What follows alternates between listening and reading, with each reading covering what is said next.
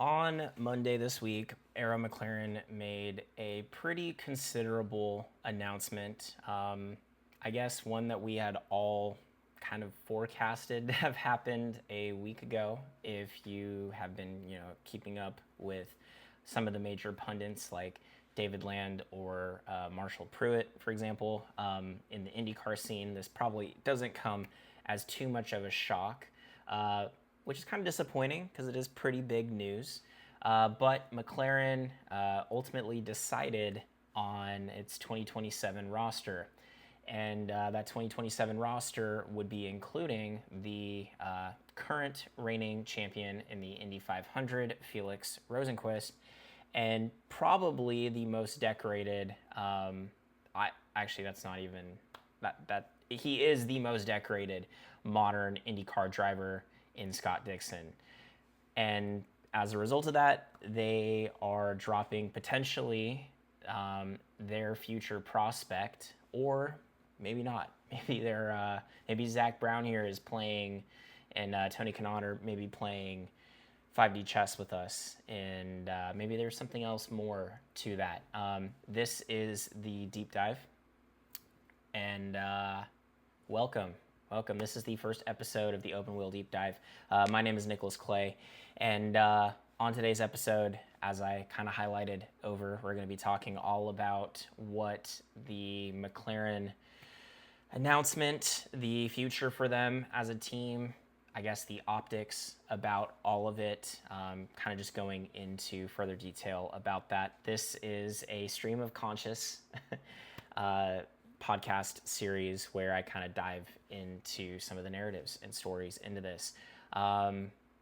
If you're interested, make sure this is posted on Substack initially. If you're listening to this on your audio platform of choice, on Spotify, Apple Podcasts, if you like what you hear, give this episode a thumbs up. And if you're on Substack, make sure that you subscribe. I post an article every single week, outlining something different in the open world, in the open wheel world. So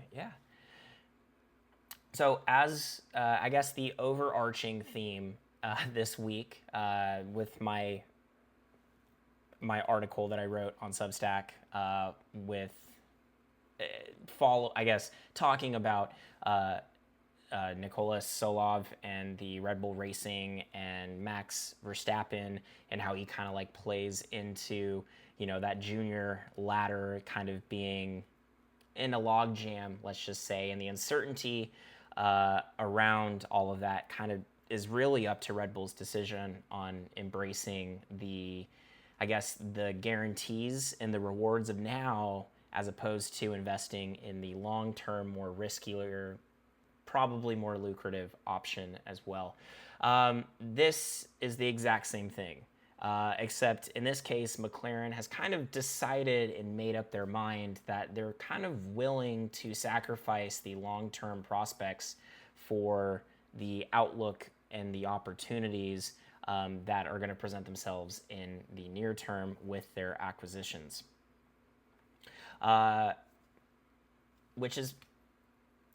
It's a bold move, and as Tony Kanaan said, this could be disastrous for them because they gave away Christian Lundgaard, who is, in my eyes, the most consistent.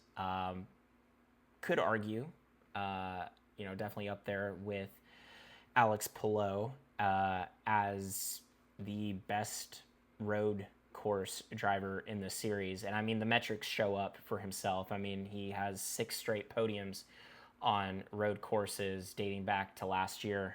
His 2 wins this year have both been on road courses as well. And a driver that's 3rd place in the standings.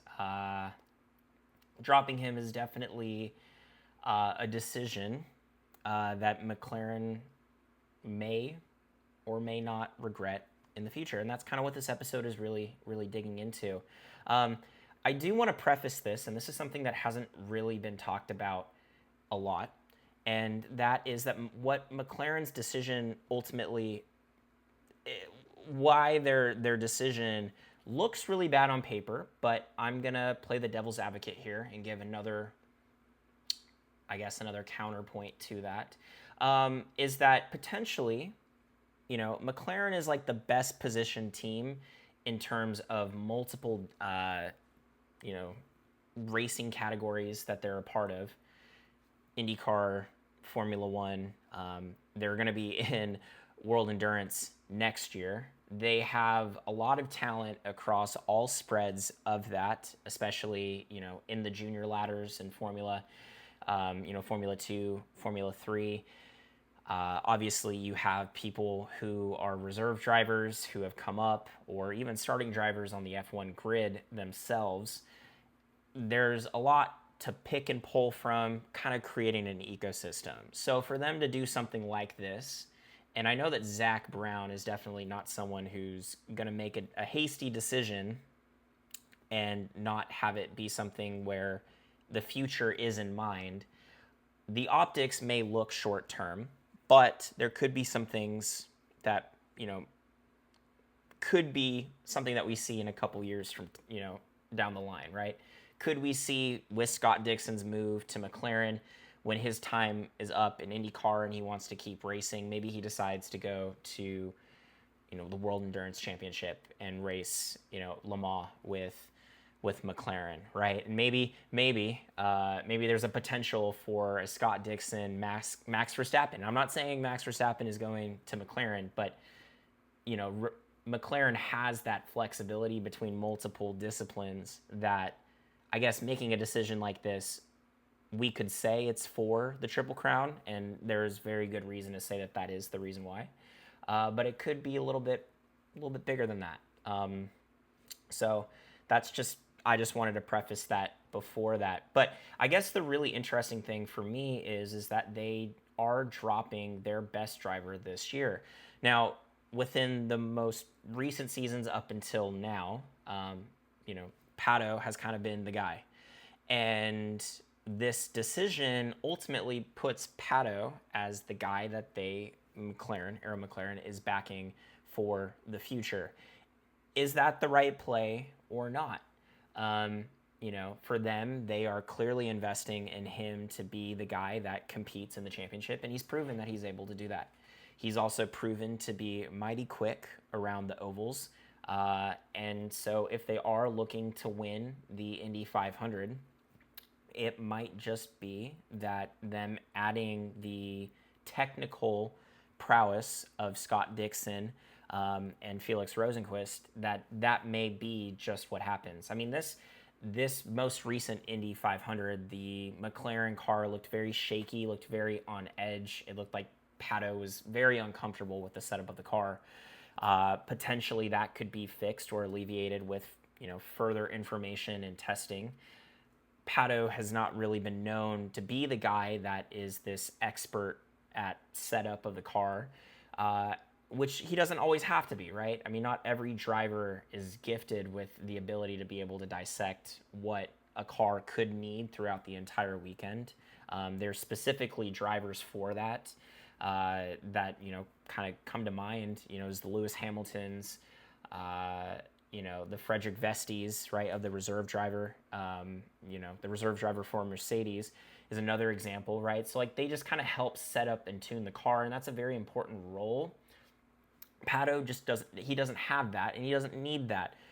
McLaren does need a driver like that, and Christian Lundgaard and Nolan Siegel just didn't really have that either, and they didn't have the bull, driving down yet, and McLaren potentially wanting to win that Indy 500 now might have been a reason why they went out to get these two drivers. It is, again, very interesting that they did decide that Christian Lundgaard would be the driver that did get axed for the team next year, with how he's been doing this year and his current standings in the championship at the moment. The fact that they went out and got both Felix and Scott Dixon is very interesting. We know that Felix is traditionally really good in the street and road courses. You could say he's actually pretty good at them. Uh, and he is known to be pretty good at, technically setting the car up. Again, this all could just be to really help insinuate and really push Pato to that next level. If McLaren sees him as the guy that's going to take the championship fight to Alex Palou or Kyle Kirkwood or any other rival driver that kind of steps up, right? The David Malukas, for example, as well. So for them, this is an investment, I think, in Pato. I like the decision for them to do that, because I think he has the ability to be able to go and, claim a championship for himself. We'll just have to wait and see if getting both of them to do that is the right move.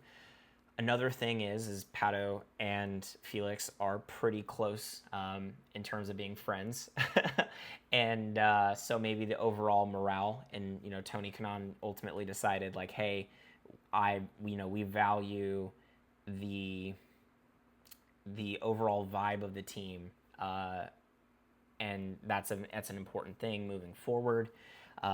So it just made sense, and maybe with Felix winning the Indy 500 this year, his ceiling at the Indy 500 now is that he is a race winner.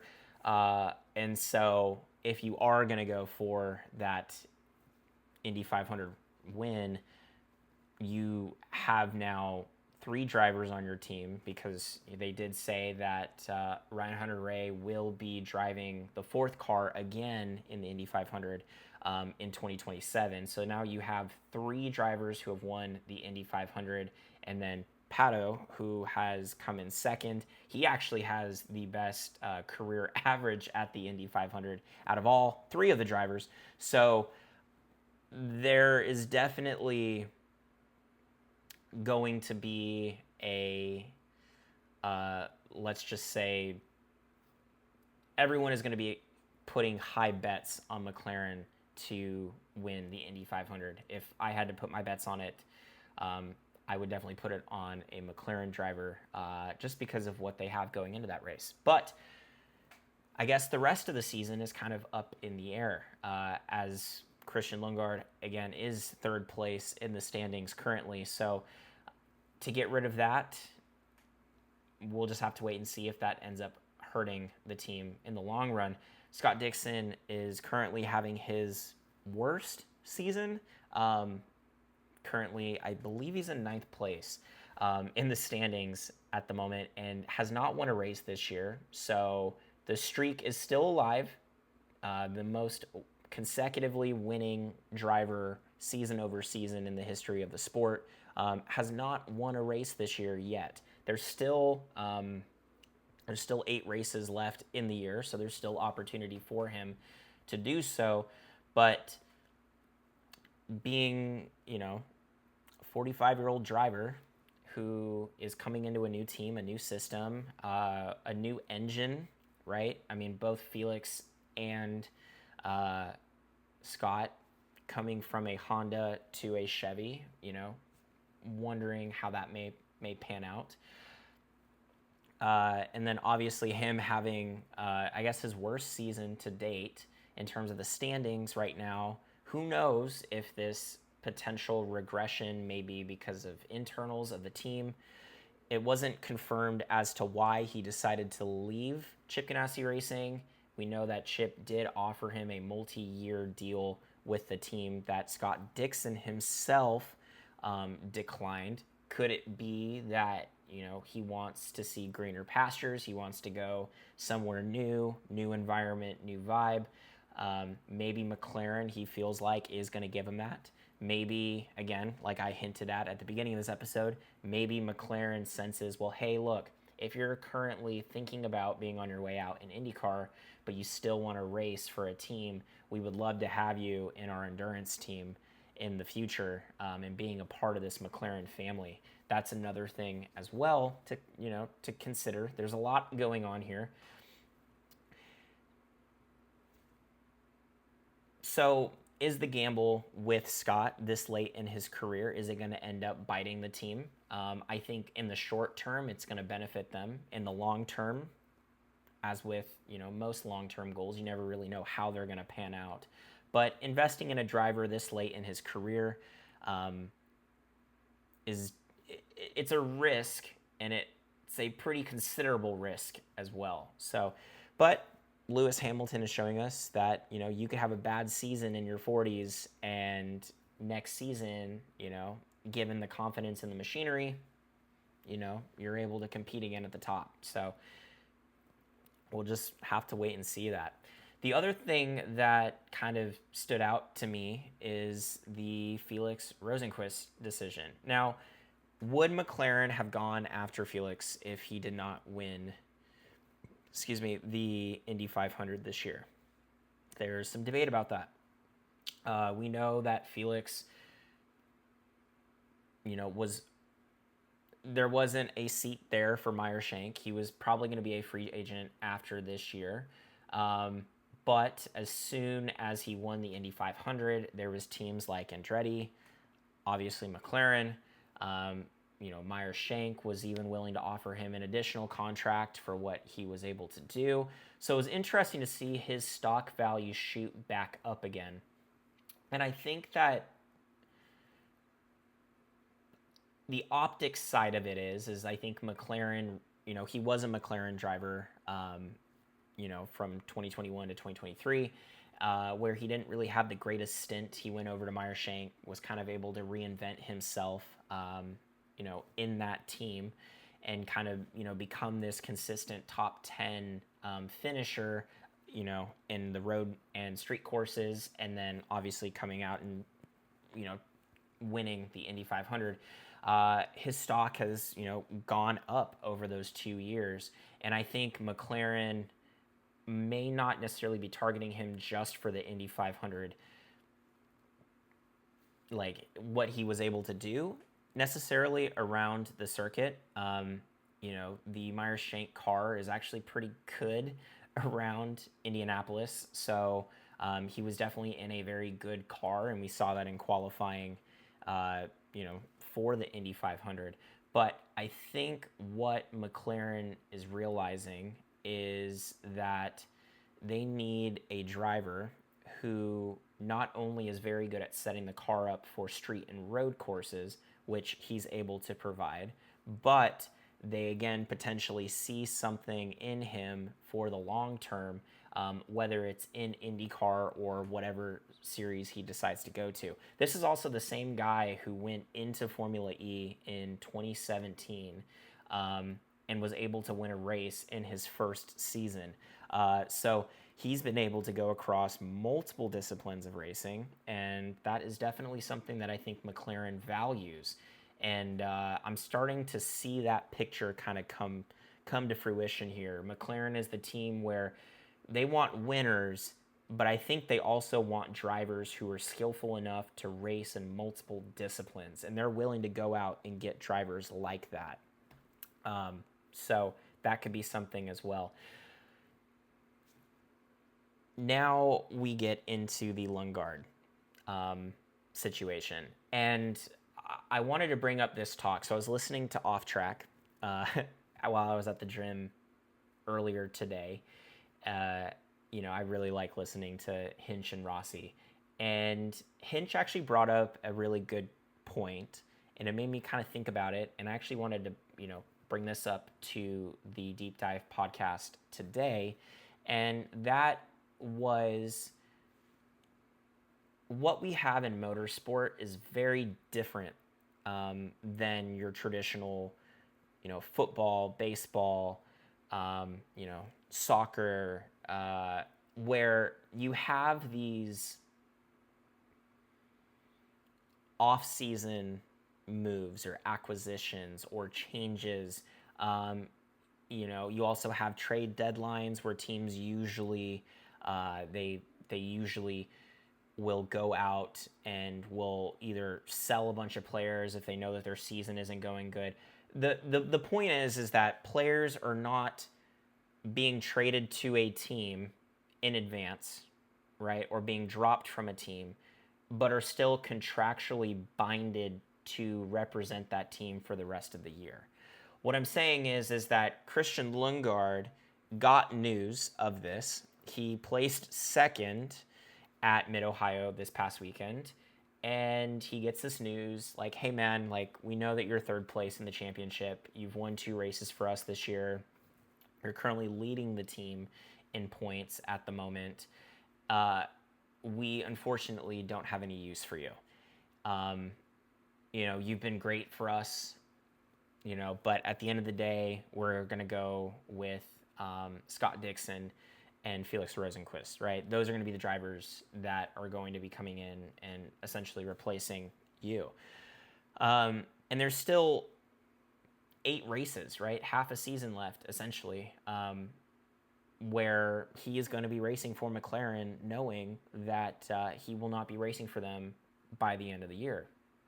And it's really kind of a mental thing. And again, James proposed this question to Rossi because this has happened to Rossi before, where it's like, as a driver, what kind of goes into that mindset, right? Rossi said it's business as usual, right? You're there to do a job for the team. And you're also there to represent your team, right? Your pit crew, right? Not necessarily the owner of the team per se, but you're also there to show up and be someone for, the team as a whole. And I think that was basically said by Christian himself, where he basically said, look, it's on them. The decision isn't mine whether they keep me or not. I'm still here to race, and will that end up coming back to bite McLaren when he goes to a rival team next year, and potentially if it is Chip Ganassi Racing, which I feel like is a very real possibility, potentially the best case scenario and obvious route that he would be going is swapping seats with Scott Dixon, is if he's winning races, did McLaren make the right choice? Graham Rahal, over the weekend said that any team would, he would, if Lundgaard did join them, he would probably be their best driver of their team. He'd be their driver number one, except for Chip Ganassi Racing, which he has a very high likelihood of going there. And I'll talk about where I kind of think he's going to go in a second. The only team that he would not be the number one driver would be there because of Alex Palou, obviously.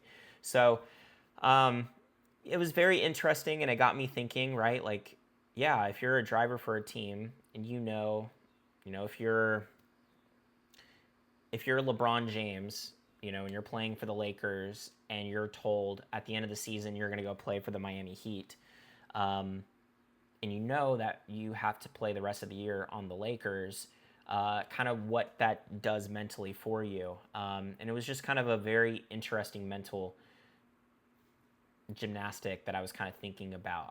I'd love to hear what you guys think about that as well. As a driver with races still remaining on the calendar for this team, but you're going to be replaced, how you approach the race weekends, or how you would think you would approach the race weekends moving forward. So where does Christian end up going? Well, I think that the obvious choice, and potentially one of the only choices for him, would be that number 9 seat at Chip Ganassi. Obviously, with a driver who is now third in the championship, being a free agent, he is going to be the top free agent going into next year. So teams are going to be looking to see how they can convince him to come to the team. And so for him, he is going to be looking for the next best seat, the next best option. In terms of machinery, in terms of pedigree, it would be that number 9 car. You are in a top team, a team that, besides Penske, has been a winning organization in the last 20 years. It's going to be CGR. And for him, as a driver, potentially it could be the best thing that he is being dropped from McLaren and he is going to CGR, a team that has won races, has won championships, and has been the dominant force in the modern era alongside Penske.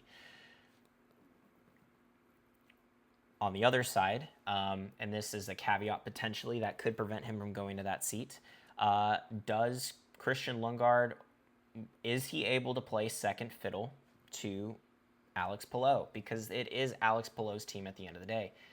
Another thing to think about is he is going to be the most expensive driver to try and acquire on the grid. Does Chip feel like there is another younger, cheaper prospect that could stand in line with Alex Palou in 2027 that is not Christian Lundgaard? To me, I think that the money is well worth it. I think it's better to have a 1-2 driver combo. And in terms of development, to me, IndyCar is not the same as Formula One, where you may have two drivers in Formula One that are fighting for the development of the car and where it's going directionally. A lot of the cars, because it's essentially a spec series, it's a little bit different. I don't really see there being necessarily a number one driver per se. The only thing could be is maybe they get specific treatment to certain personnel, and that's just my perception of it. But to me, if I was Chip, I would definitely say, hey, look, Lundgaard, if you want to, stick it to the team that dropped you and actually win some races and potentially a championship, this number 9 seat over here has your name written all over it. So the other one that I was thinking of was the team that actually gets a lot of the benefits of being, a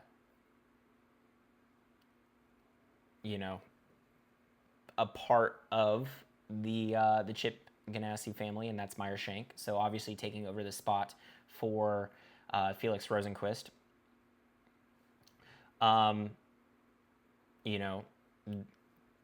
MSR, they are a championship adjacent equipment team to Ganassi. He would not necessarily be the de facto number 2 in the team behind Alex Palou if he did decide to go to Meyer Shank. I thought very interestingly, Fox, they framed Ganassi and MSR as like two best fits and for Lundgaard, and called it basically a matter of style. You have like more of the corporate side, which is the Ganassi, and then you have more of the free-flowing at Meyer Shank. Obviously, Felix has been able to make his time at Meyer Shank work very well for himself and his stock after he had been dropped from McLaren. So to me, there really is two options. I personally think it's going to be Chip Ganassi. Could it be Meyer Shank if an opportunity or the money is better there? Could be.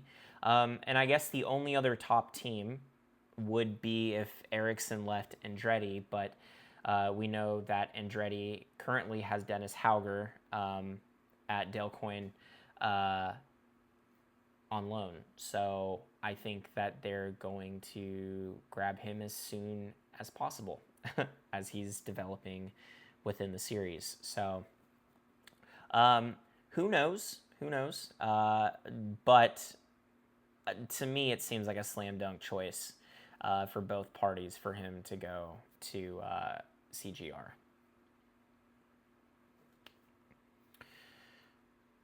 Whew. All right, so we're almost done here, but I'm